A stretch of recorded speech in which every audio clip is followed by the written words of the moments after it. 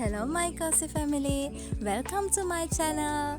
මං අද ඔයාලව එක්කගෙන යන්නේ රාගම ප්‍රදේශයේ පිහිටලා තියෙන ප්‍රධාන කතෝලික දේවස්ථානයක් වෙන ජාතික බැසිලිකා දේවස්ථානයට.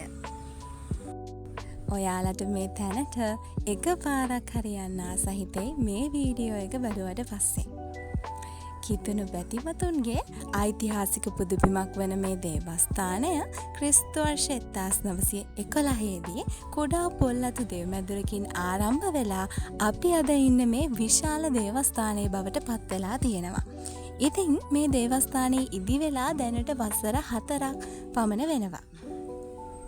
මේ දෙව්මැදුරේ තියෙන සුවිශේෂීම ස්ථානයක් තමයි ලුරුදු මැදුර කියන්නේ. ලුරුදු මැදුර ලුරුදු දර්ශනයට සමාන ආකාරයට තමයි නිර්මාණය කරලා තියෙන්නේ.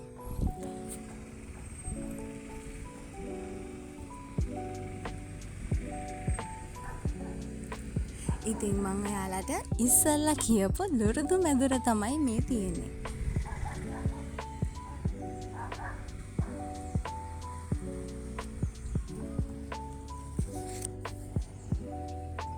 ඔයාලට මේ දේවස්ථානය ගැන තවත් පැහැදිලි කරනවා නම් බෞද්ධයන් විදිහට අපි අපේ පන්සලකට ගියාම අපිට දැනෙන මානසික සුවයම මේ දේවස්ථානයට ආවමත් අපිට ඒ විදිහටම දැනෙනවා.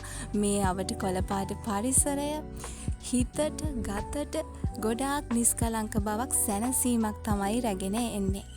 මේ වගේ ලස්සන තැන් ආරක්ෂා කරගන්න එක අපේ යුතුයකමක් වෙනවා. ඉතින් ළමයි මං කාලයක් තිස්සේ යන ආසාවෙන් බලාගෙන හිටපු තැනක් මේ විදිහට ඔයාලත් එක්ක ෂෙයා කරගන්න ලැබුණ එක ගැන මට හරිම සතුටුයි. ඉතින් මේ වගේ අලුත් තව vlog එකක් අරගෙන මං ඉක්මනටම ඔයාලව බලන්න එන්නම්. එතකන් ඔයාලා සතුටින් පරිස්සමෙන් ඉන්න. Thanks for watching. Bye.